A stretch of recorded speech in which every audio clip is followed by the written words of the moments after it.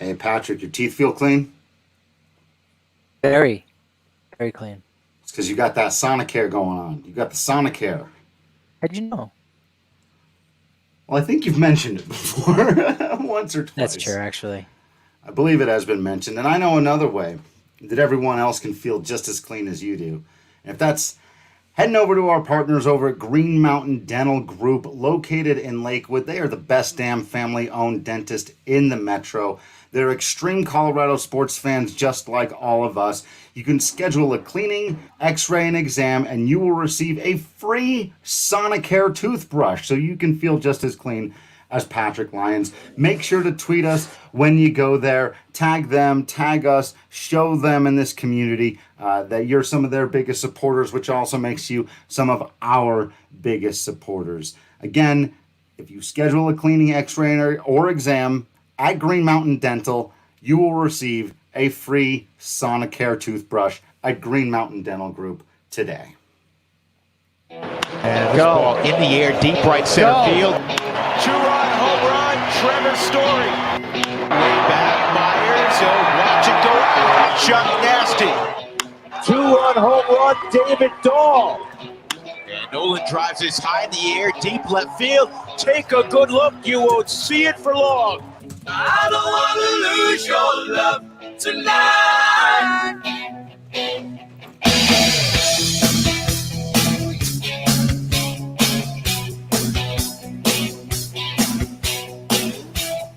Welcome into the DNVR Rockies podcast presented by Strava Craft Coffee. Remember to use that promo code DNVR20 and you'll get 20% off your entire purchase of that CBD infused, deliciously rich, potentially life-altering, it was for me, Strava Craft Coffee. I am your host, Drew Creasman. I am the managing editor of DNVR Rockies. With me is DNVR Rockies beat writer Patrick Lyons, and on today's episode, we're going to talk pitching. We're going to talk about your Colorado Rockies starting pitching. We're going to talk about your starting pitching prospects. We're going to talk about starting pitching in the draft. If you can tell, I am hyped. Patrick, are you hyped? We're just a couple of days away. I feel we're hours away at this point from the draft coming up here. June 10th, we're going to have live coverage, and this is a technical term, out the wazoo. How you feeling? Yeah, we are approaching the 48-hour mark until the 2020 MLB Draft. And yeah, I'm very excited. This is a draft that we've put a lot of time and effort into. And most drafts, a lot of people don't put that much effort into it at all because, frankly, it's the only one that falls smack dab in the middle of the season.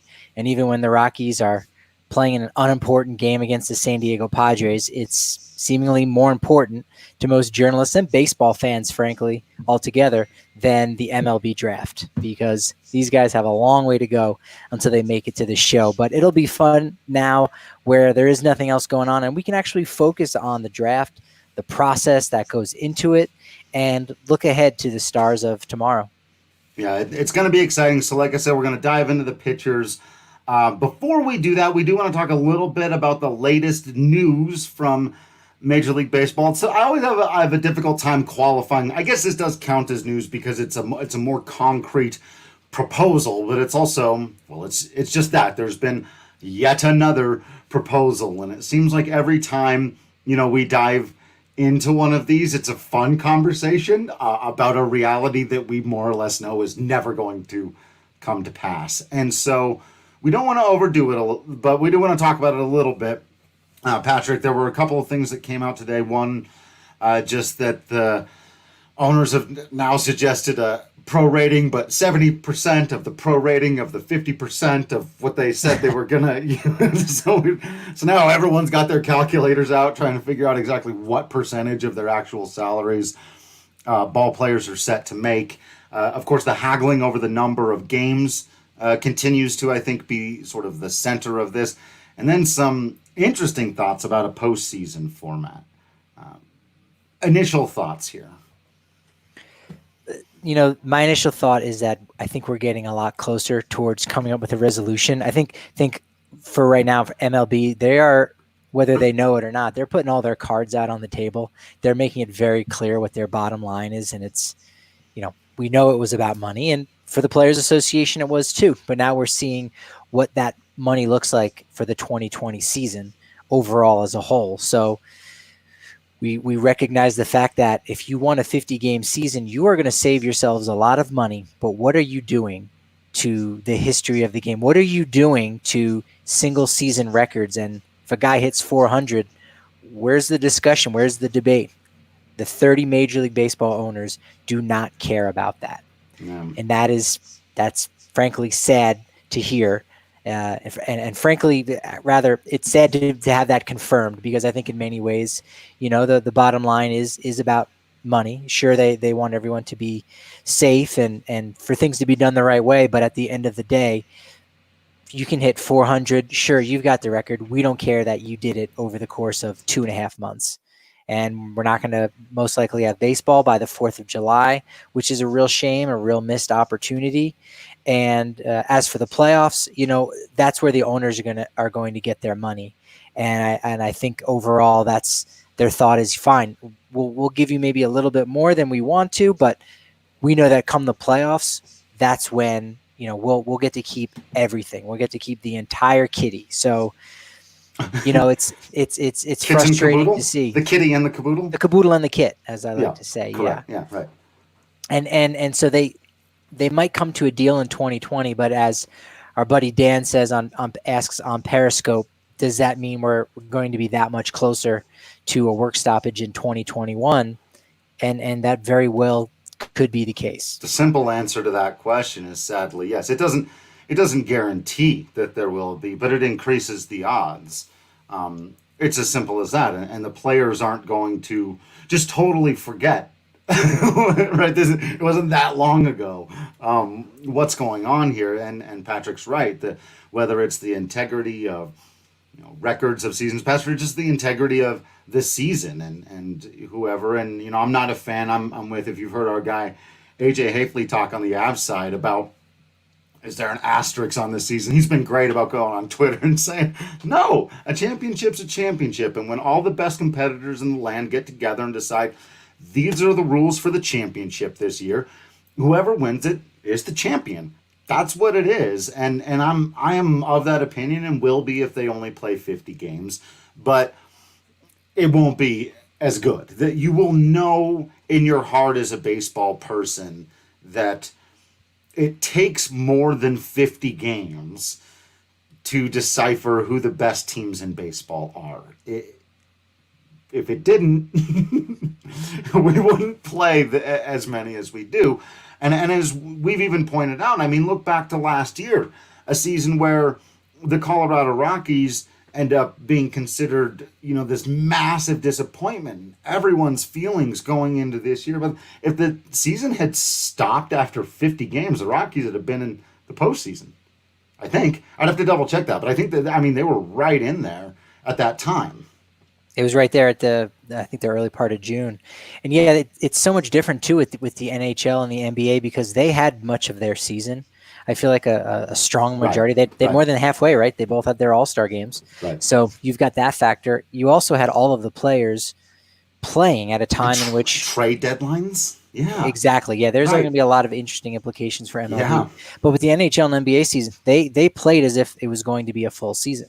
Right. The fact that it was cut short was an unknown. It was an unknown thing. Whereas here in MLB, they are already starting up knowing the fact full well that, hey, even if we get half of the season, right, even if there's a way to play 81, 82 games, it's like, well, shoot, you know what? If we're bad for the first month, maybe we start to shut it down just a little bit. Or if we're bad for, 6 weeks, whatever it is, there's going to be implications. First 6 weeks of the NHL and NBA season, that meant nothing, because, look, there's this many more games left. There's 60-some games left, and you play as if there are 60 more. In MLB, after those 6 weeks, that, hey, we're kind of already past we're past the point of no return, and that's going to change things a lot. And again, as you said, with the trade deadline, like what's going to happen with that, and can teams load up? Also, another interesting piece that's being reported with the owner's proposal is that there won't be ultimately any qualifying offers. So that means that after the 2020 season, the Yankees could, go after, Mookie Betts.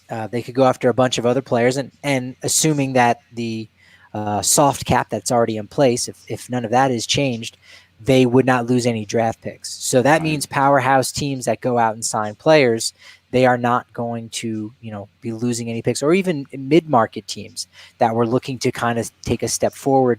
They would not suffer any penalties. And so I think that's good for, the Players Association. That'll be good for, free agency and there not being any limitations on players. But overall, the owners are really just trying to gear things in their favor as much as possible, and there will be some negative ramifications. There will be a couple teams who take advantage of it, and rightfully so. If you want to take advantage of the rules that are in place, I think that's just smart business, right. Frankly, right? If you've got more resources to put into Latin American countries like the LA Dodgers, and you're getting some of the top international free agents available, you might as well do that, right? So not knocking anything of what the owners want to do as far as that's concerned, but there's just going to be so many ramifications that we're not really going to understand until after the season, and really until after the next CBA gets negotiated, because I think that's part of what you're seeing the owners do. They want to try to start opening up some doorways or start punching holes in different areas here and there, so that when they get to the table in December of 2021, they go, well, this thing kind of worked out really well that we tried, right? We tried it, so we know it wasn't the worst thing in the world. Let's open that hole up a little bit more. Let's make the doorway a little broader. Yeah. And again, it keeps the Players Association down. So I think the players are really hesitant to, allow for those things to happen right now. But I think they know that there's a lot more at stake. So hey, let's figure it out. And if they want to take a couple extra bucks out of our pocket right now, the greater good is coming back for the game. And so it'll be interesting to see how the players respond to this proposal. Yeah, it really will be. There's one last part of this I want to talk about before we get into our pitching conversation. Part of it's going to have to be, because look, if they're going to do this, and here's my plan, here's your tradition, right? For postseason baseball, you got to order your Breck brew. You got to swing by the farmhouse and get that 15-can sampler, or you can get just a 15-pack of the Mile High Copper Lager. I currently have both of those things in my fridge as we speak. That Mile High Copper Lager is quickly losing weight, I will tell you that much. So you order some barbecue, maybe some wings, burger, whatever you're feeling from the farmhouse there. You help them out, and check this out. Use the code DNVR. You get $5 off the whole thing, the beer and the food. So call them at 303-803-1380 from 12 to 8 p.m. Use that code DNVR. You'll save $5.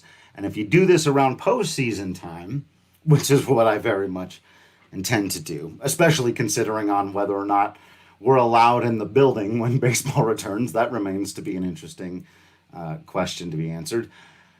What will it look like? And we've got Joel Sherman tweeting, and I'm just going to read this. I'm not going to try to state it in my own words because it is a mouthful. So here we go. He says, MLB asked for 16 teams to make the playoffs, 8 in each league. The plan calls for 1 to play 8, 2 to play 7, etc. in a best-of-3 first round. Right now, 5 teams make it in each league. Initial proposal asked for 7. So they're going for a bigger number at 8 and having it play. It's the NBA. It's how the NBA playoffs work. There's 8 teams in each league. 1 plays 8, and so on. I haven't been able to give much time to this consideration. Travel has always been an interesting one that impacts the Rockies more than most teams. The Diamondbacks have it a little bit, but with travel, again, assuming you make it. But other than that, I don't hate this format for a one-season thing, especially if you're only going to play 50 games. I'd need more time to think about it. Again, Patrick, your sort of initial takeaway here. Initial takeaway is that it's not good. I don't like it. I don't like a team that is, the eighth best team in the National League is correct me if I'm wrong, is below average. Typically, The yeah. average of the halfway point of 15 would be 7.5. So if you are 1 through 7, you're in the top half.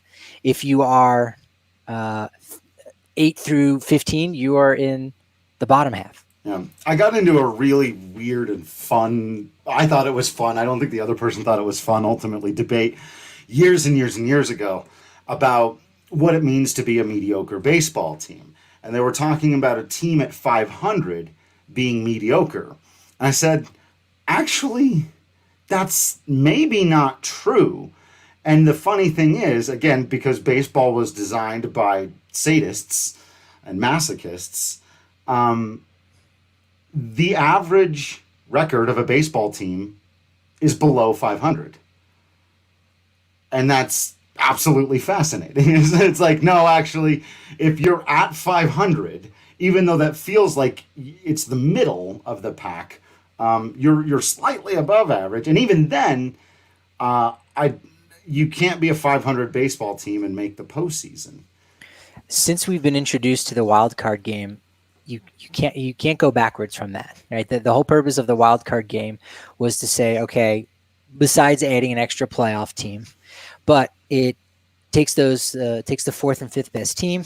They've got to throw out their best pitcher, and for the most part, that's been the case, right? Maybe it's your number 2 because of how the season falls out, but those two teams end up doing battle. They are weakened because of it, and now the team that is top seed in that league has a bit of an advantage, and they should get that benefit because they've played an entire 162 and they have the best record. Right. For example, you might have to throw Herman Marquez in a game 163 to try to win that, not have him. You had to throw Kyle Freeland in order to win the wild card game in Chicago, so you roll into Milwaukee with Tyler Anderson as the NLDS opening game starter, and that's because you didn't win your division. That's by design. And I think that's fair, right? That's exactly how that played out.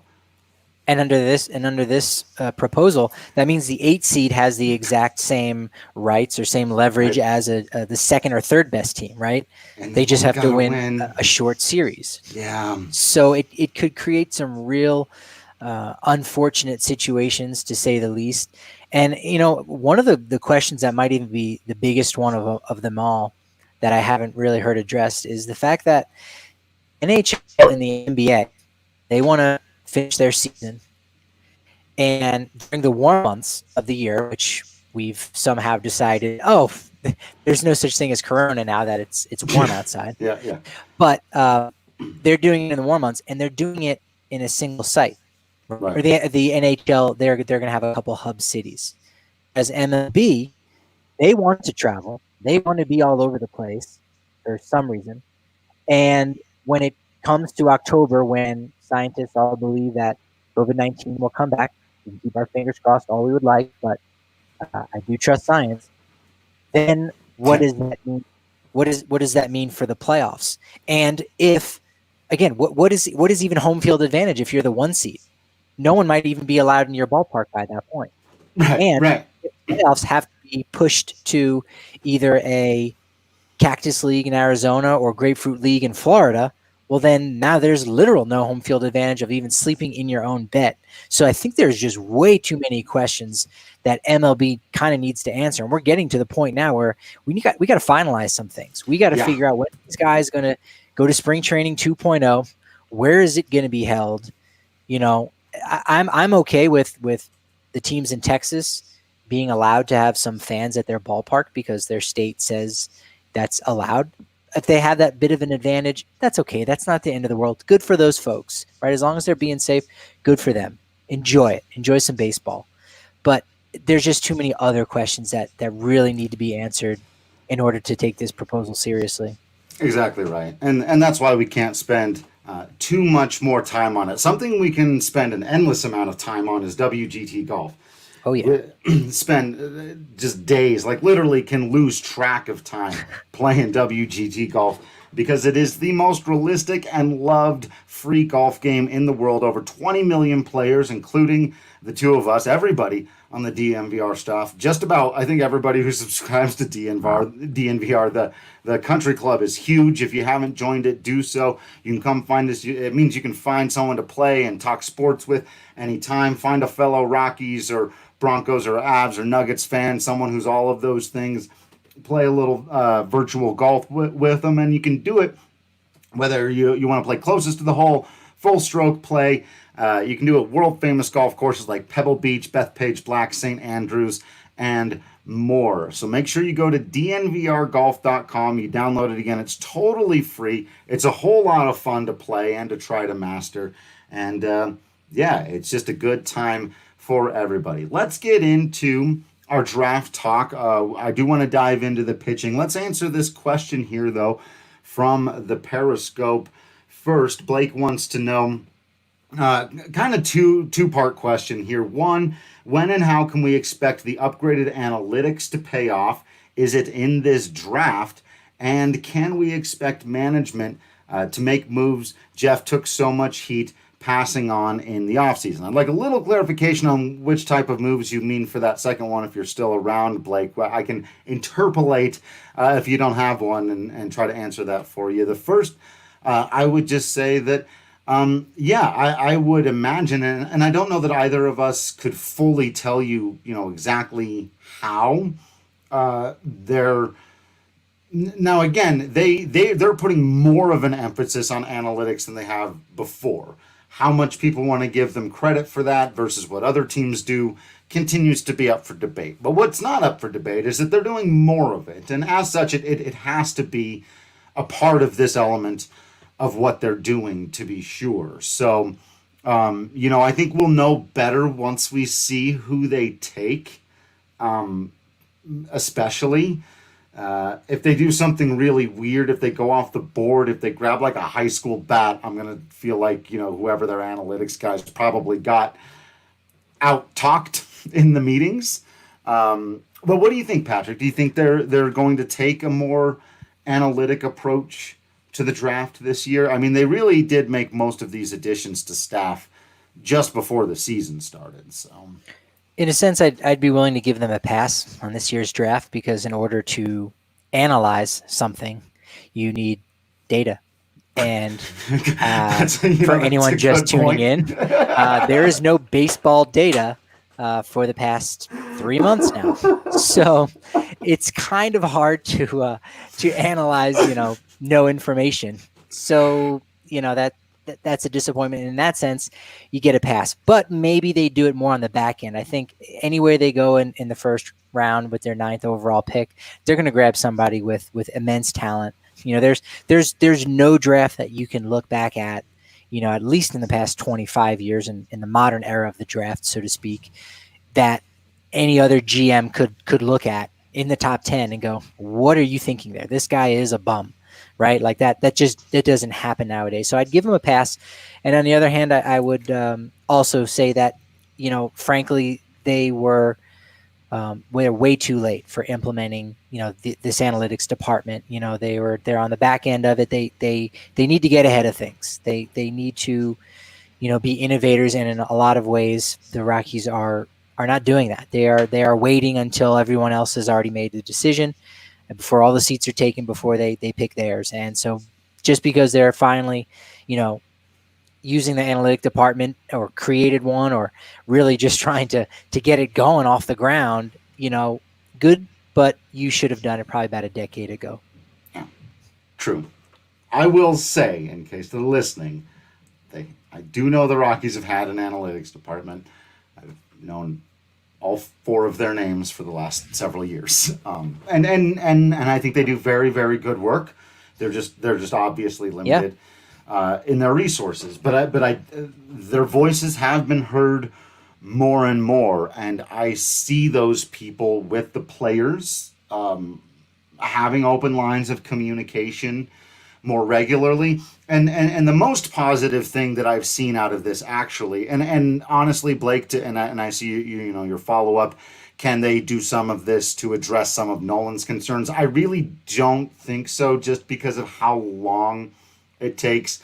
Unless their goal is to draft someone super high end with that 9th overall pick and then trade them. Patrick talked about that possibility on a recent podcast we did, where if you take someone with a high end talent, you can't trade them immediately, but before they're likely to get to the big leagues, and then you could acquire somebody, maybe in the middle of next year, and that could be interesting. But you're unlikely to get someone who's going to immediately impact the ball club in a way that I think Nolan's going to, care that you're happy enough with the draft. The thing I think analytically that's been the most positive move in that direction is the story that's come out. And I do believe it was Nick Groke over at The Athletic, our good friend there, who wrote about particularly Charlie Blackmon and the need to take a different kind of hitting machine and a different approach out on the road and to really tackle the hangover effect and be super aggressive about it. And then you look at the numbers for the Rockies on the road. It's a small sample size. We're talking about 2 months of hitting well on the road. But David Dahl brought that up again in an interview he did with some of our other friends over at John Boy Productions with Jake Story and Jimmy, talking about David Dahl was a big believer in it. I'll tell you that much. Whether you're into it or not, and that's a very analytic thing. This coming to terms with the Rockies having this specific problem on the road, reading those numbers, saying we need a specific thing to attack that, implementing it, and letting the players. I think that's one thing that the Rockies could maybe do a little bit better than some other teams, is letting the players drive that. But the data guys have to have their voices heard, man. They have to. Yeah, and going back to that, they do a fantastic job. And, there are those conversations that go on. And if the follow-up question is, well, what about in this scenario? Or what would happen if this? And if the analytics department doesn't have the answer, it doesn't mean that they didn't do their job. It just means, well, unfortunately, we don't have that data because of the budget is as such, and they're limited. So again, that's no slight on them, but ultimately it has this trickle down effect, and it's one of those areas where you can invest, and it will more than pay for itself. Absolutely. All right, let's dive into the pitching stuff. Very excited here. We're going to do as we did with the catching. We'll begin at the big league level and then run through the prospects, then give you a couple of the guys in the draft that we're most excited about. Of course, right now you've got your top three. Even with everything Kyle Freeland went through last year, I think everyone agrees that John Gray, Germán Marquez, and Kyle Freeland's places in the rotation are pretty well cemented. Antonio Senzatella is who I've got in there at number 4, based on how he finished last season, how he showed up at spring training this year, and my gut hope / belief that he has kept that body in shape and is really ready to take his career to the next level at 25 years old. I think mentally he's got all the makings of a good pitcher, and now that physically he's gone to the next level, I think we could see some things. So what do you think of that top 4, Patrick? We're good? Yeah, no, can't disagree with you there, especially when you think about the upside. Yeah, there are questions with Kyle Freeland, no two ways about it. There are questions about Antonio Senzatella, but when you talk about pitchers who have proven themselves at Coors Field and in purple, those guys are 3 and 4 right after John Gray and Germán Marquez. End of discussion. Absolutely. Then I see a pretty clear sort of grouping of 3 guys who are battling for that 5th rotation spot and sort of generally in line, depending on how their careers go one way or another, to either cement themselves as a part of the Rockies rotation in the future or maybe start to fade away.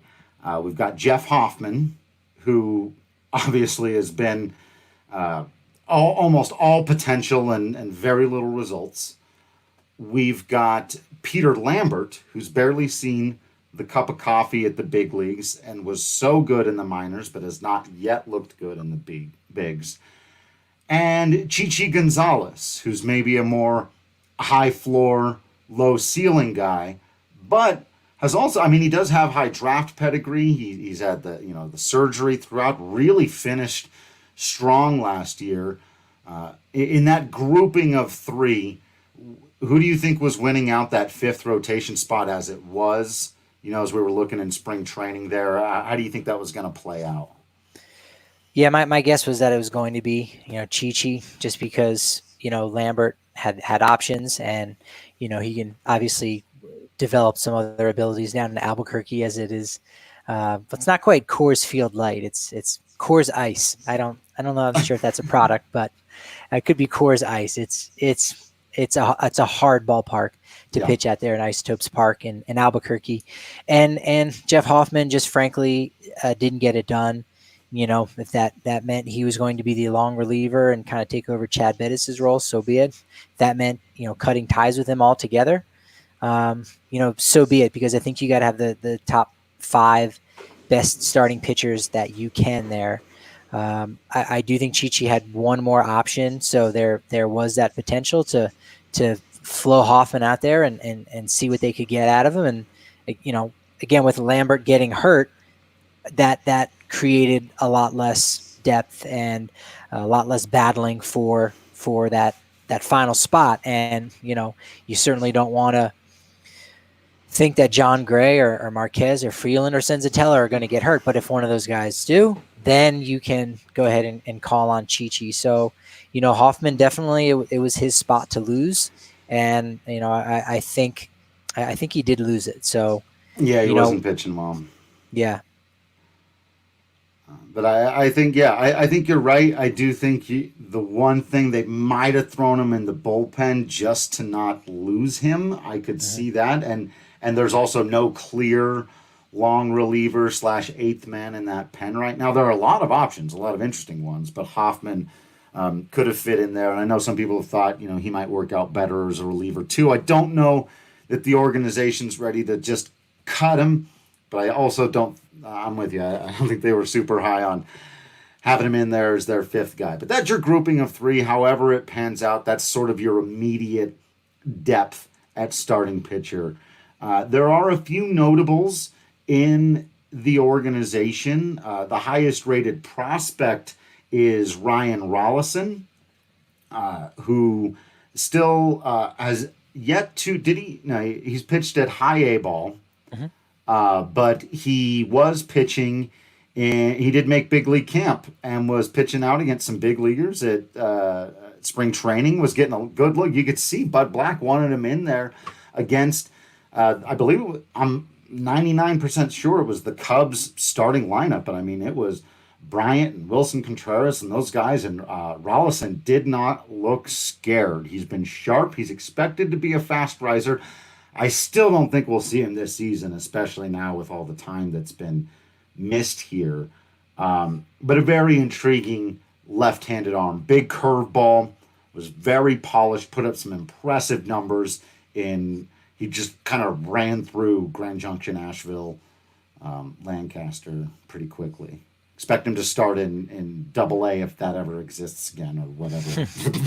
Yeah, no, he does have a huge amount of upside, and he's again one of those guys that you got to hope that the lack of minor league season doesn't negatively impact his growth, because without a minor league season, he would have been fantastic out there on the East Coast pitching in Hartford. He would have tore up the Eastern League, two ways about it, which would have meant his age 23 season next year in 2021, he would have been in AAA. Well, as it were, he could essentially be going from high A to AAA without any, experience against, some better and more polished hitters. So, that's a really good question that I would love to, get some of the experts' opinion on is who makes the adjustment better, whether we're talking about prospects or major leaguers. Is it the hitters that, show the growth quicker and adjust to the pitching, or is it the pitchers that, while during their downtime, they are the ones that start dominating the hitters? I would tend to think that maybe the hitters would actually have a slight advantage at this point, especially when you're talking about a limited spring training 2.0. Right. Go get in the cages and all that, yeah. And Joe Kelly breaking windows and stuff, not quite doing it. Below Rolison in terms of overall ceiling and what you might call prospect hype, and I think Patrick and I both concur with that, is a grouping of three pitchers I think are very interesting who could provide some major league value as soon as this season, or were expected to before things got weird and crazy. Not super high end, but potential here in Jose Mujica, who we of course know was an offseason pickup who had fantastic numbers in AAA before having to have Tommy John surgery. Ryan Castellani, who's been a slow burn prospect in the Rockies system for a long time. A reminder about taking high school pitchers with a great deal of stuff, and he continues to be interesting. Last year, though, was just plagued with injuries and poor performance, and he just hasn't quite put it all together at AAA yet, but I still think there could be something in Castellani, who's still only 24 years old. And then the late bloomer, Ashton Godeau, who's 27 years old and still hasn't pitched in AAA yet, but at AA last year really put things together. He's one of the best pitchers in the league. His performance, in fact, was so good that the Rockies promoted his pitching coach. That's how amazing he was. It's more complicated than that. But what do you think of these three guys? Do you have a favorite? Yeah, I think Mujica's got the best upside of those three guys. That's, Bridich definitely talked a lot in this offseason about, looking around on other rosters and saying, man, this is a guy we would love to have, and plucking them out of other organizations. And really, we've seen via trade, it's only worked once with Germán Marquez, but there are guys that you covet, and Mujica has been one of those guys for Colorado. And if they're able to, help him get through those injury issues, the Tommy John surgery, he's, I think, has the best upside. Godeau, may have the best floor overall in general, in that, again, very late bloomer, finally got his act together last year, and in a major way. He proved himself again in the Arizona Fall League over the course of 15 or so innings. So, the stuff is definitely there. It'll be interesting to see if he can continue to make that growth as a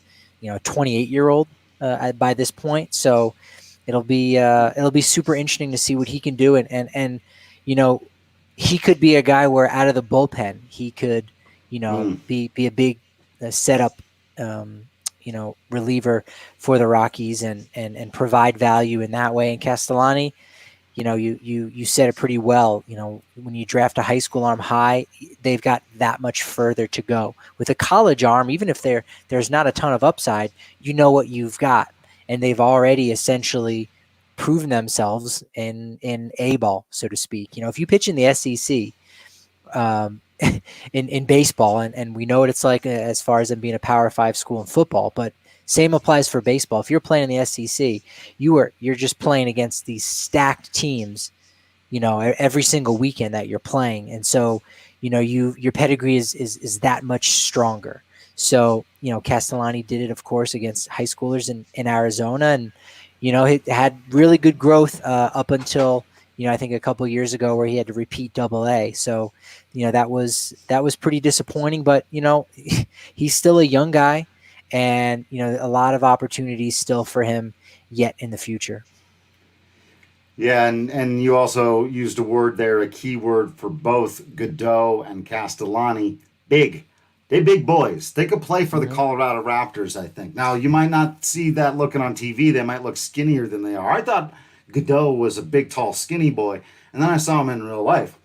He got some muscle on him. He could get out there, I'm telling you. Now, he might get knocked down. He's pretty dang tall. You got to be stockier to play for the Colorado Raptors. But if you want to know more about that, you got to check out our podcast, the DNVR Raptors pod with Colton Strickler, teaching you all about rugby, doing some 101 pods, breaking it down, doing interviews with the players, running through some old games. We've been doing the watches on the weekends. They've been absolutely phenomenal. It's just a blast of a game to watch. The explosions of energy, the excitement, the physicality, the relative safeness of it for a game that's so physical. You see a remarkable few number of injuries. I think guys just know how to protect their heads because they don't wear helmets. It's just a fascinating game all the way around, and I enjoy every second of watching it. I believe you will too if you give it a chance. Also, they've got super fantastic merch. If you're watching us on the live here, you can see their logo up on the screen. You get yourself some shirts, some sweaters, jerseys, with that logo on it, with those colors. You look great. You represent your city. You represent a sport that could use a little representation, that's growing, that's on the rise, that literally just added another team. You know how I learned that? Because I read about it on DNVR Raptors, and I follow their Twitter, and you can do the same.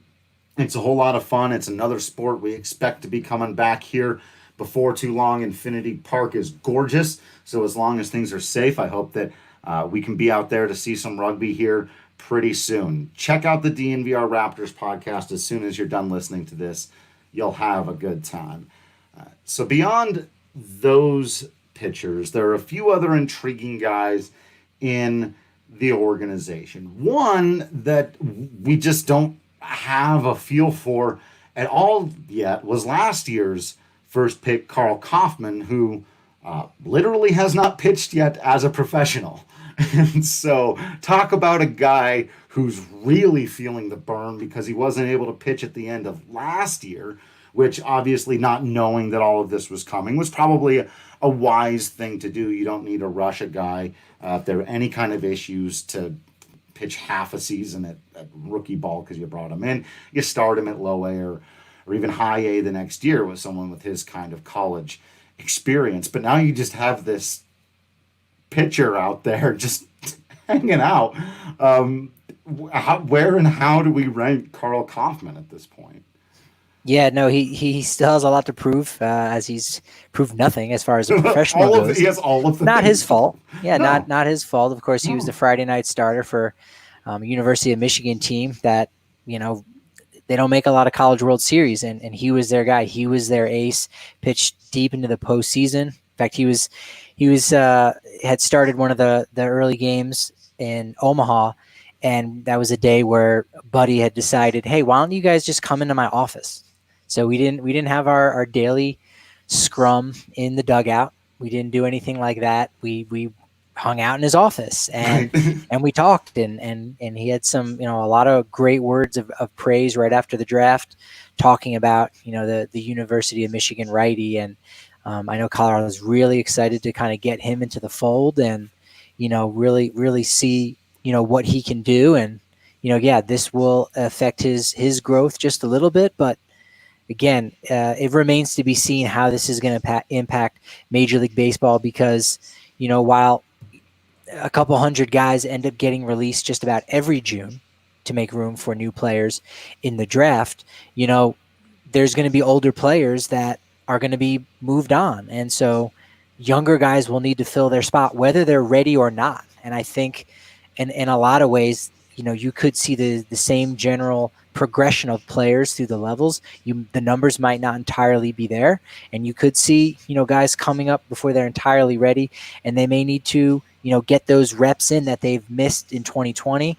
It may not factor in until 2022, 23 that they finally get caught up and they do it at a major league level. So I think that's probably a decent timetable, for a righty starter like Hoffman. We're going to see a lot of 25-year-old rookies here in a couple of years. I think that's going to be pretty common. A few other guys of note, of course, Riley Pint and Mike Nicorak are both still in the organization and both still throwing in the high 90s. Pint can still touch triple digits, but neither of them can hit the strike zone. And so until they can throw strikes, they're just there. They're just, at this point, you can't do much. They've even, tried Pint as a reliever for most of last year, and the results were the same. And so until those are two guys right now, just until they start doing it, not much you can put stock in them. Yeah, you can never have enough starting pitching, and right now the Rockies simply don't have enough, and there are very few teams that would probably say that they do have enough, because even when you got five really quality young starters, or if you've you got Max Scherzer in your starting rotation, you might not be young, but what you've got there, it's hard to project and look into the future and gaze into your crystal ball to see what's going to happen in 3 years' time, or find out who's going to need Tommy John surgery, or find out, who basically, loses command of a third pitch and is going to need to go into the bullpen. So, the Dodgers were a team that I know a few years ago, it seemed like they were 8 starting pitchers deep. And I mean, Julio Urias needed to go to the bullpen. Well, he ended up, needing some surgery, and he's missed a lot of time after, coming onto the scene as an incredibly young starting pitcher. So you just can't have enough, and you can't say it enough. And the Rockies are definitely one of those organizations that are going to need to bolster their starting rotation staff for the next couple of years to come via the 2020 MLB Draft. 100%. Want to do a couple questions before we mention the last name and then get into some draft guys. Our guy Dan again asking, does Bud buy into analytics? He played before they were relevant, and does it skew his judgment? This is my best read on Bud Black's view on analytics. He is not antithetically, he's not, aggressively against them in any way. I actually think that he's grown more and more interested in them. He's just a curious guy. And so, one of the things he's talked about is evolving on different issues. He was against instant replay, and then he came around on that before it was implemented.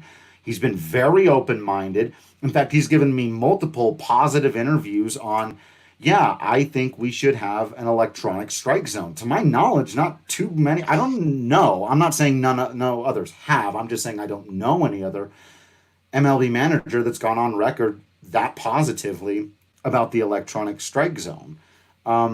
So I don't think he's like against newfangled ideas, right? I do think he thinks he knows there are certain elements of pitching that you're just not going to be able to measure, and he's probably right about that. But he strikes me more as somebody who wants to have as many tools as possible available to him. And I'll even say this, when I asked the question at our year-end meeting with all of the media, this was the question I asked, which it was about analytics. And I've said this before on the podcast, I think. I really wish I'd have directed it at Dick Monfort as well. But you could almost see in Jeff Bridich and Bud Black's eyes when I asked the question, they were like, yes, Drew, we would love to. We would love to do more of that. We would love to be able to spend. You could almost see him side-eyeing the third person who was there. And so I get the sense that Bud Black would like to use more of the analytics, that he's pro his guys going to drive line. He's talked about that. They've done more of those kinds of things. Bringing the Rapsodo machine. He's big into that, Buddy, he's into all of that. Whether or not he's got the natural mind to, I don't know that he's on the cutting edge of it, but I don't know, Patrick. Do you think what's your take on that? Does that sound fair to you? Absolutely. Data allows us many times to see things that we already know, and it allows us to see even more than that, right? Kind of almost peer into the future a bit and make projections that can be pretty accurate. And there's evidence behind that. In fact, one of the things that I know Baseball America and a lot of, forget them, and actually many MLB teams actually use this program that takes evaluations that scouts may have on players and the write-ups, and they search for keywords and they look for that overlap. So, you can look at a player and kind of have this comp and say, oh, Spencer Torkelson reminds me a lot of Pete Alonso. Well, the word choice that we use to describe certain players and the grades that are given and the different skill sets for prospects and amateur players, you can go back and try to find those comparisons and say, the things that we're saying about this guy are identical to what we were saying about this guy. And man, that really worked out. Now, when you've got all world talent, like so many of the guys we're going to see in the first round on Wednesday, you don't necessarily need that. But if you're talking about guys that are going to slip to the third and fifth round, and in years past and in years future, guys that are 10th round picks and 20 round picks, you say, well, why is this guy only the 20th, is a 20th round selection? Where is he just only a 600th best prospect? if he's, got a Division I pedigree and he's got power to all fields, and yeah, he swings and misses more than you'd like, but his, profile sounds a lot like Sam Hilliard's. And well, shoot, we saw what he was able to do throughout the minors and in a short amount of time in September. Maybe we need to move this guy up. Maybe we need to make sure that we take this guy. So, analytics and looking at data and crunching numbers in that way can help you find things that you can't just naturally see on your own. Can prove those things and prove other things that you've yet to see or you've yet to even put your finger on. And I think any manager, and we're seeing it from Bud Black, can really appreciate that now. Enough time has passed by where it just becomes accepted, and to fight against that is really futile at this point. Absolutely. So, Patrick, 5 o'clock Mountain Time, Wednesday, June 10th. We're going to be live on air for probably maybe 3.5 hours. There could be the worry of chafing. There could be the possibility of discomfort. Of course, I say could because there's not going to be. Because we got Manscaped. And if you're going to be sitting down for 3+ hours watching DNVR's coverage of the MLB Draft, you might be moving around in your seat a little bit, but you're going to be stuffed in there. You're going to have your breck bruise. So you want to be Manscaped so that you're not uncomfortable, that you smell good, that you feel good, that you feel clean. You get that Lawnmower 3.0. Comes with the LED light to make sure that you can see everything you're doing, which is good when you're operating down there with the family jewels. It also makes sure that you're going to be totally nick-free. Even if you couldn't see it, you could probably just close your eyes and use the thing. It's that safe. Don't do that, but still, you could probably do that. What you absolutely can do is use the promo code DNVR20. You'll get 20% off plus free shipping at manscaped.com. Free shipping. And you don't just get the Lawnmower 3.0. You also get an assortment of cool stuff, including some deodorant, some shower gel, some spritzer, all things that are going to make you smell fantastic. They're going to be appreciated by you. They're going to be appreciated by everybody around you and anybody who may be paying special attention to you downstairs. So these are all things that are good for everybody involved with making you feel good. Use that code DNVR20 at manscaped.com. You'll get 20% off plus free shipping. Yeah. All right, let's get in. It's going to be it's going to be a beefy podcast today, but we've got more to get into here because we're talking about the best pitchers available, or also just some of the most interesting ones, because we'll talk about some of the later picks too in this draft. Let's begin with the two guys at the top that we're both most interested in. We've talked about them a little bit before. Patrick, I'll give you the floor first here to talk about your boy, Max Meyer, out of Minnesota. I very much like Max Meyer. He's a guy that, when we first started digging into this, several weeks back, over a month ago, he was maybe in the teens as far as where he was projected to go. And although there haven't been any games, the more that teams sit down and talk with him and have these Zoom interviews, believe it or not, it's happening for these players too, a lot. And, some of them are making a big impact. And some people are saying, well, shoot, let's go upside. Let's go upside and not necessarily worry too much about some other intangibles. And Meyer's a guy that has that upside. Now, he's not as tall as you'd probably like to see from a guy that's going to go almost assuredly in the top 10 picks. He's only 6 foot even, but he's got 3 top-notch pitches. He's got a great fastball in the high 90s. His slider is the best in the entire class. A lot of guys have been asked in interviews I've heard, like, all right, you got a good curveball. Reid Detmers is a guy we'll talk about in a minute. He was asked, Reid, your curveball is fantastic. It's one of the best in the draft. If you had to trade pitches with anyone, whose pitch would you take?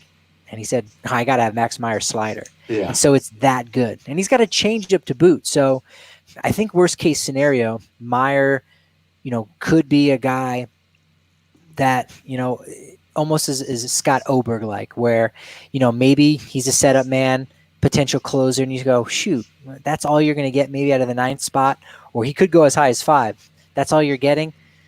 We'll go over it on Wednesday, but these draft picks are no guarantees. It is a crapshoot, right? There have been very few drafts in the history of baseball where all of the top 10 picks have even made it to the majors. Right. Listen to that. They've just made it. Not made an impact, but have had a minimum of a cup of coffee. So there are guys that are taken. Rockies fans, the name Greg Reynolds. Yep. And that might pain you a little bit. Well, with Max Meyer, you're not getting that. You're getting a guy that maybe he doesn't project to be a starter. Maybe he doesn't make it successfully, but I think he's got all the tools to be successful in the bullpen, and you'd be getting something of value for that. Yeah. And as Patrick's saying, I think that's like a worst case scenario. That's a fallback plan.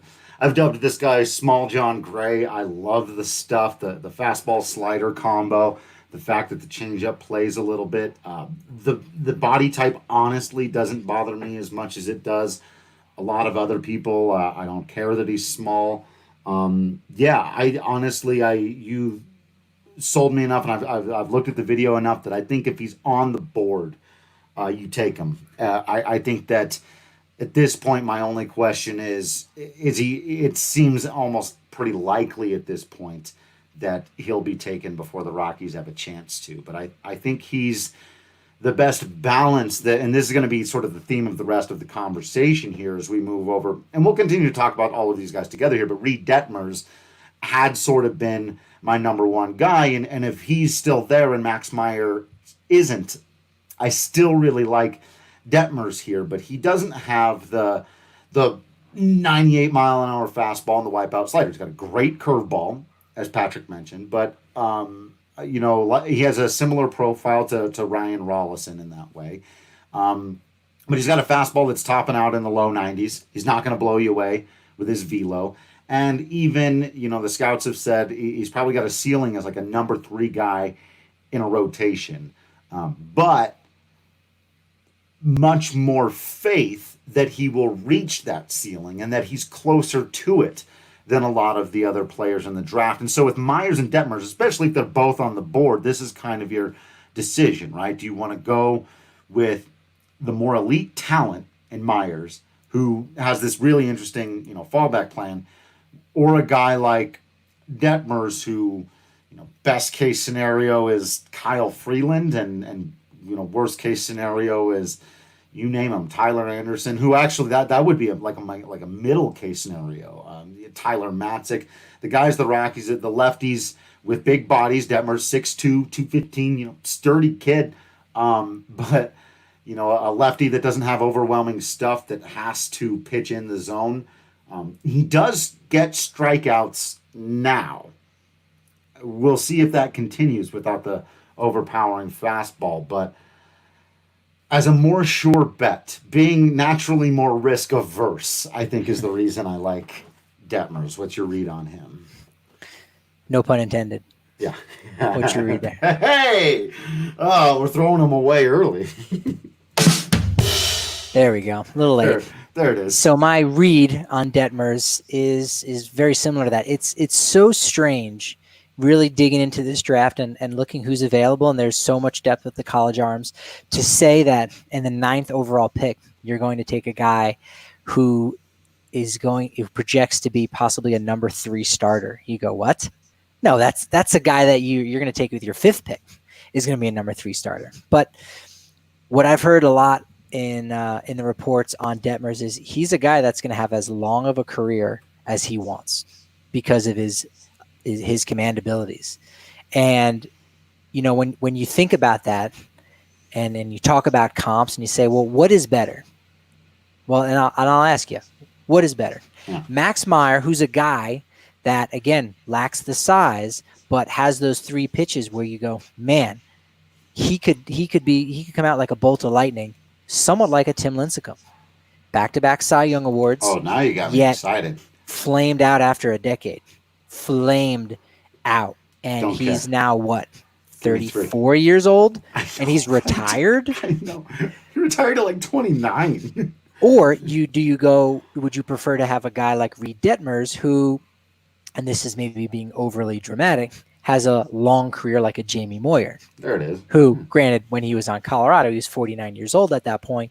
But you go back and look at the seasons that he had with the Seattle Mariners in his mid-30s, and was just a reliable guy. And hey, you can have a conversation about him being a Hall of Famer, just like you could about Tim Lincecum being a Hall of Famer.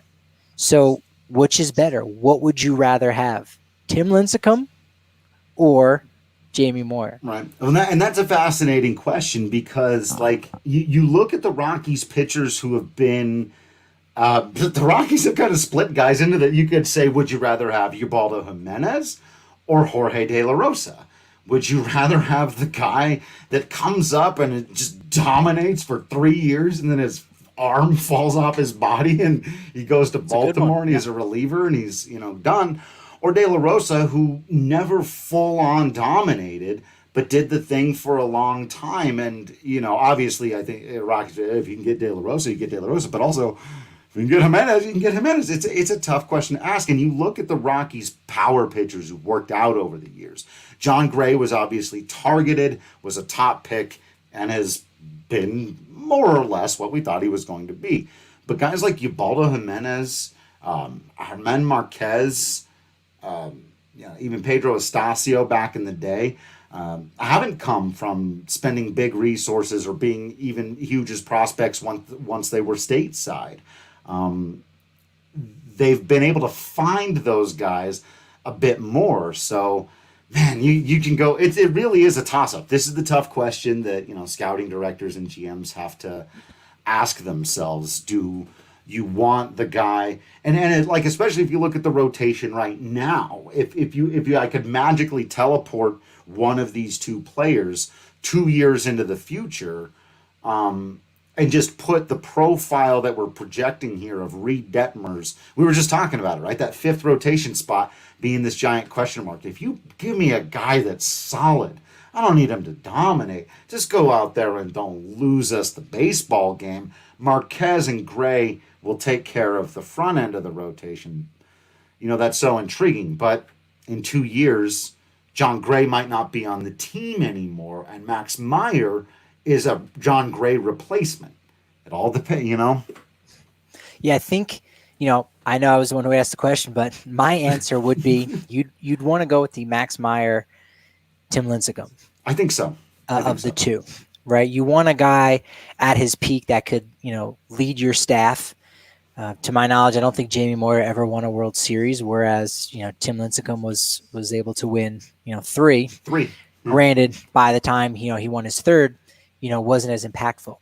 Keep in mind, Jamie Moyer was originally drafted by the Chicago Cubs, and in his 3 years was he pitched all right, and he made $250,000 with them, because when you come up, you make league minimum for those first 3 years. So for the best of his abilities in those 3 years, he got paid minimally. But Jamie Moyer, where he made all his money literally and figuratively with Seattle over 11 seasons, was worth, according to Baseball Reference, 34.2 WAR, but was paid $52 million for that. So again, you take Jamie Moyer and you say, wow, he had a good career, so we had a nice draft, but how much impact did that have on your team, when you had him? Right. Yeah, right. Conversely, with Tim Lincecum, he made $24 million in his first 5 seasons, 4 of which he was an all-star, 2 of which he was a Cy Young Award winner. And those last 4 seasons, so outside of his rookie year, he received Cy Young Award votes. He got $24 million for that. Well, the final 5 years of his career, when he was worth little to no, actually he was worth negative WAR, he made $75 million. Yeah. This is all what the owners look at and they go, man, we hate free agency. We're paying for a guy for what he did, not for what he's going to do. Yep. And that's what the MLB draft is you're going to pay a guy and pick a guy for what he's going to do. Right. It's crazy that we don't focus on that, right? We want to focus on free agency and who's going to get a guy past their prime. That's more exciting than let's look into the future and see what is this guy going to do. The possibility. So We're going to do that. We're going to do that on Wednesday, and that's what makes all this, all the more exciting. 100%. So what, Patrick, is this guy going to do? And by this guy, I'm talking about your boy, Mick Abel. I like Mick Abel. He's got a great frame. Heard an interview with him. He sounded incredibly polished. Like he did not sound like a high school kid. Granted, he's going to turn 19 in a couple months from now, but he sounded great.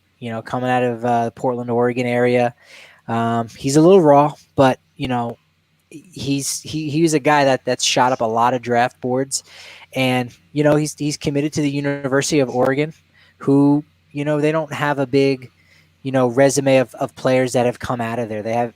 It's a little bit different than the SEC with schools like Vanderbilt in particular, where that's a factory that guys, I don't care if you're going to take me in the middle to the end of the first round. I'd rather go to Vanderbilt and guarantee that money at the front of the first round, like Kumar Rocker did. So, I think he's going to sign. I don't think he'll end up at Oregon.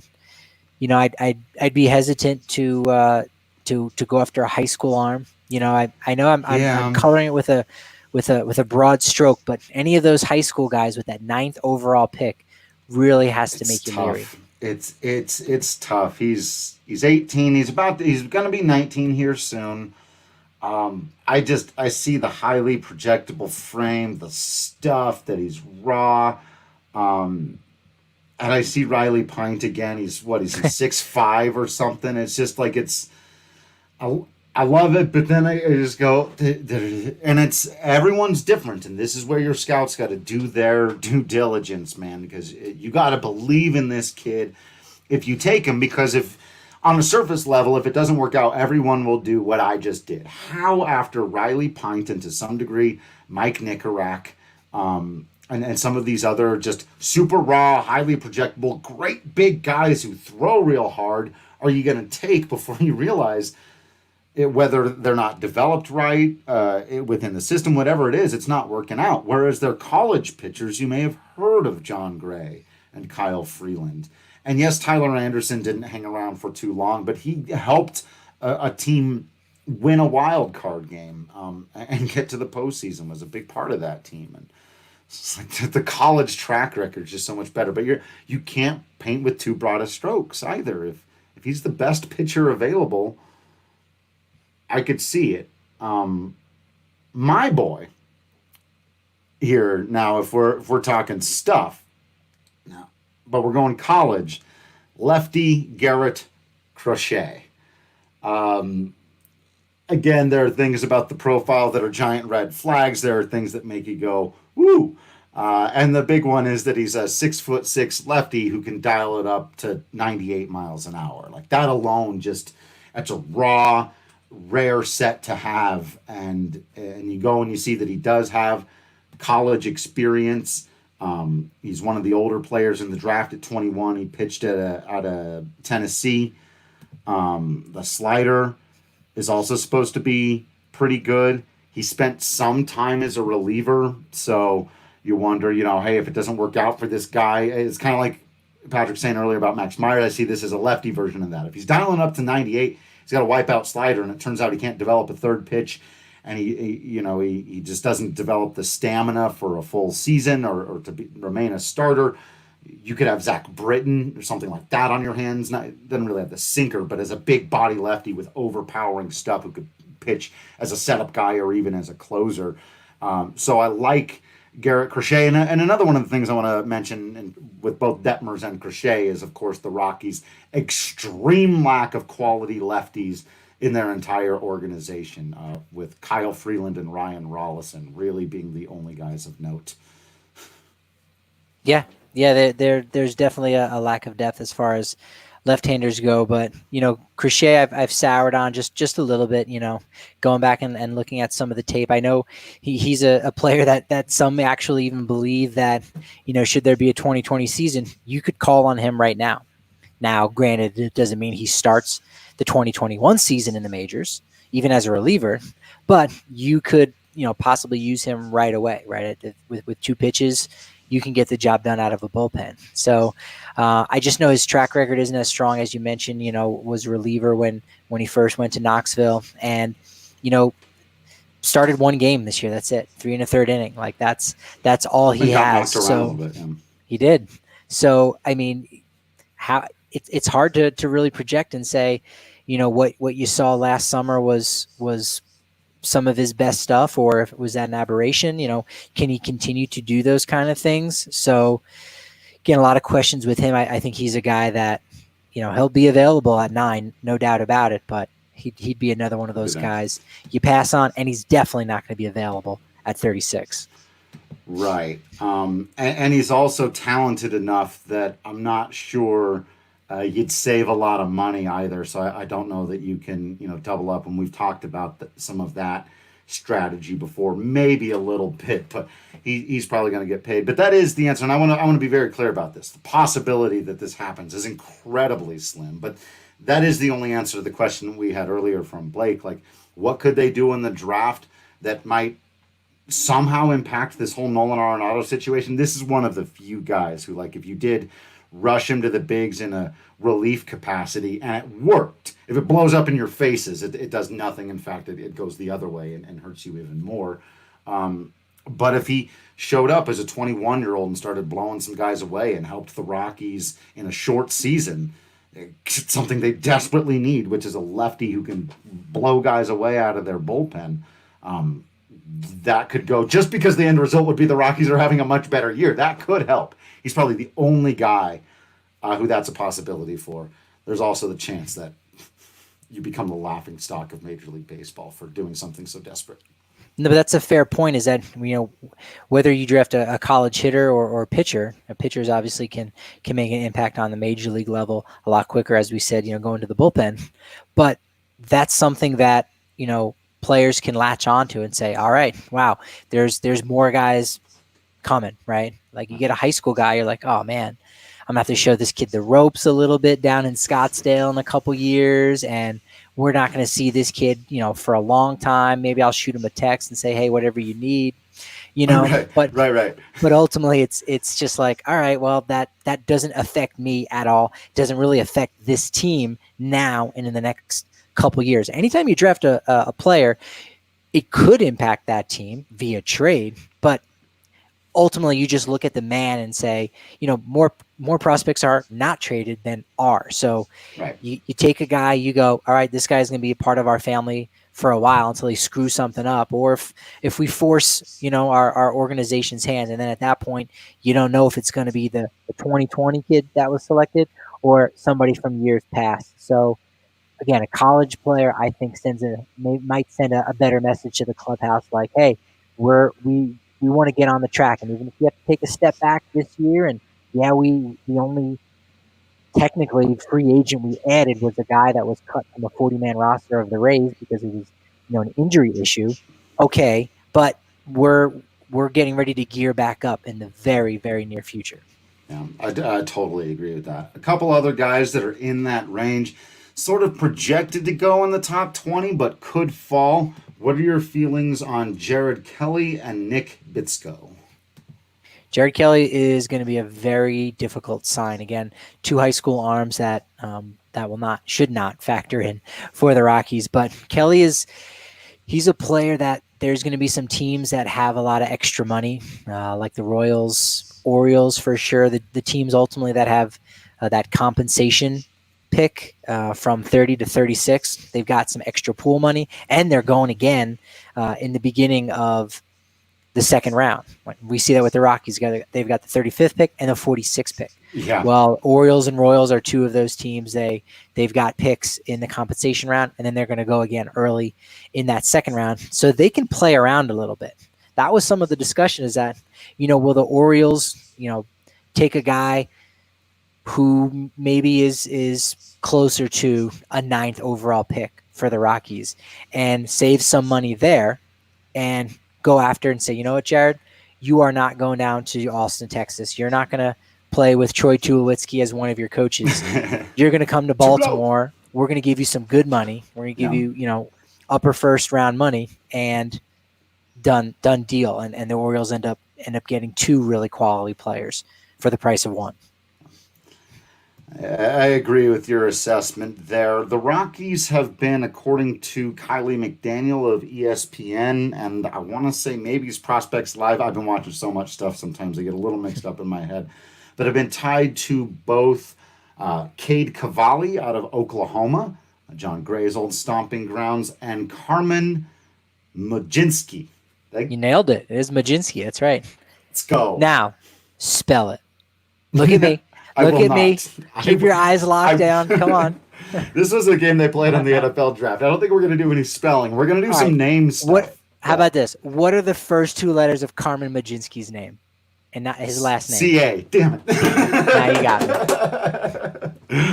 M.L. That's it. And then the J is right there, right? There's no J in his name. Oh, of course there's not. It's MLODZINSKI, I think, maybe. Lincecum. Yeah. So what do you think of these college pitchers?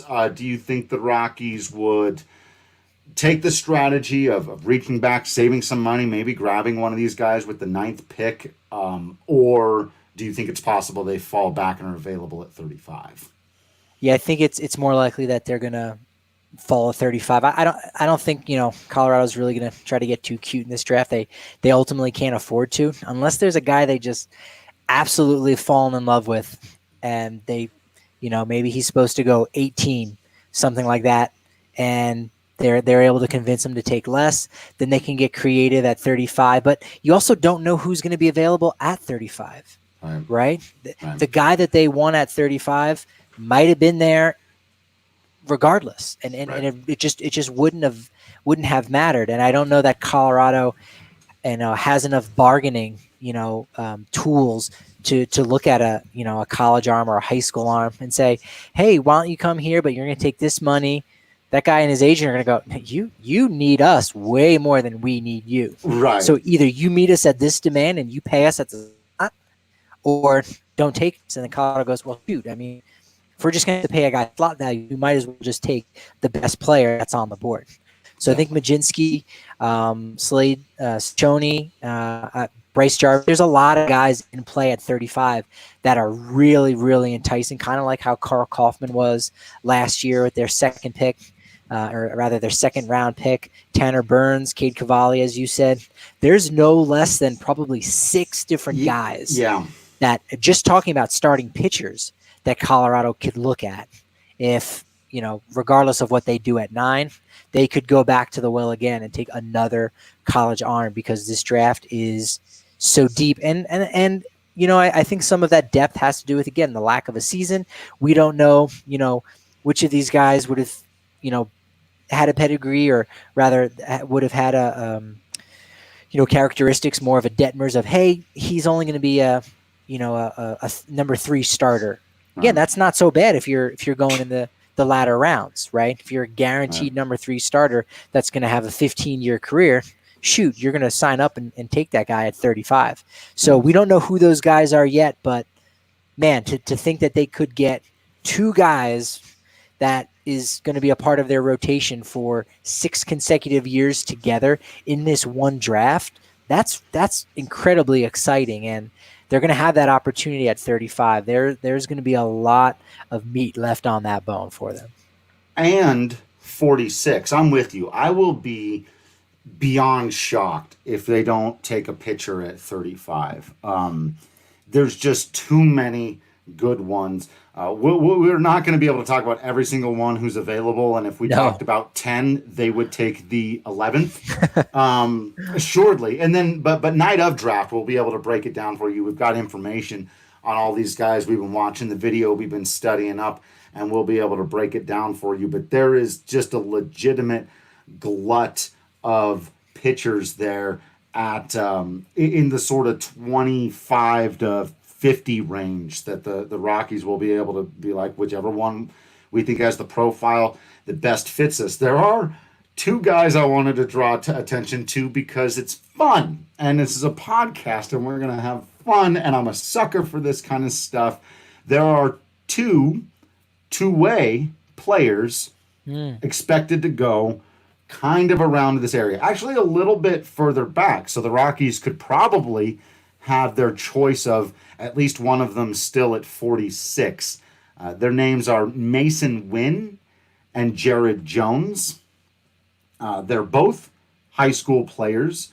Jared Jones is seen as sort of the more complete player right now, the less exciting overall athlete, but and also much more likely to just stick at pitcher. It's just that he's had an incredible career so far as an amateur. He's a 3-time member of Team USA. He's got a nice little fastball slider combo. Stands 6'1", 180, so he's not huge or anything. He's not a super athlete, just a really, really good all-around athlete who looks like he could be a good pitcher, and is one of those guys where if it doesn't work out, maybe you rework him into an outfielder halfway through his minor league career. Yeah, I think Jones projects probably more as a pitcher. You certainly hope he doesn't go the Rick Ankiel route where, hey, Right. you don't have it anymore, but you used to have a good hit tool, so let's convert you into an outfielder. So I think Jones he's interesting because, again, he is another guy who's committed to Texas, and Troy Tulowitzki has got to call this kid and go, all right, well, and granted, I don't think Tulo is gonna try to block anything like that, and ultimately it's Jared Jones' decision to make. But it's interesting to think that Jones could either decide, do I really want to sign up with Colorado and go through the headaches that come with dealing with that organization and pitching in those ballparks and Coors Field in particular, or do I want to go to the University of Texas with a player who's had to deal with the frustration of playing at Coors Field already in Troy Tulowitzki. So it would be almost poetic for them to either at 35 or 46 to go after a guy like Jared Jones in that spot. It really would. And my personal favorite, because it's just the kind of perfect thing that can blow up in my face, is Mason Nguyen. This guy is just an extraordinary athlete, both on the mound and out in the field. They've slapped 80 grades on his throwing arm, on his arm strength. They've slapped 70 grades on his fastball and his curveball. So of course you're going, well, wait, what? The command, I mean, he's a raw. It is what you think it is. He's touching 98 with the fastball. He's dropping the curve off at 78. They're extraordinary pitches. The guy can run. He can throw. He can field. He's got a loose power swing that actually the scouts have projected him to have potential plus power. But there's no polish on this kid. It's all raw. This guy might not ever make AA, but if he's on the board at 46, Patrick, I want this dude. I want to watch this guy play baseball. And maybe I'm not even taking, we were talking analytics earlier. I'm taking the opposite of an analytic approach here. I want a guy who dials it up to 98, drops a mean hook, and then can run, a 4.540. You know what I mean? I want that dude. Yeah, he's an interesting player. He's one of those guys where, again, I don't know how I would feel if I was covering a different team, or if I was a fan of a different team. I might feel differently about the upside of a guy like this, like you said, where there's so much to like about him. Where he's a ball player, right? But for a team that you're covering, that you want to wish the best for, it could be a major risk. He's only 5'11". Right. Again, at only 18 years old, he certainly could have a bit of a growth spurt, a couple inches. Crazier things certainly have happened, but you got to wonder where is his best position? Because that's the thing, is you can't be half the time a shortstop and the other half a right-handed pitcher, whether you're a starter or reliever. You really need to go one route or the other. So if you are not 100% an infielder or 100% a pitcher, then you're neither of those things. similar to the Tim Tebow conversation. Tim Tebow is, a fantastic football player. He's a leader. He's a man among men, a man among boys, I should say, and a man among men. Yeah. And he's a football player. But what was his, position?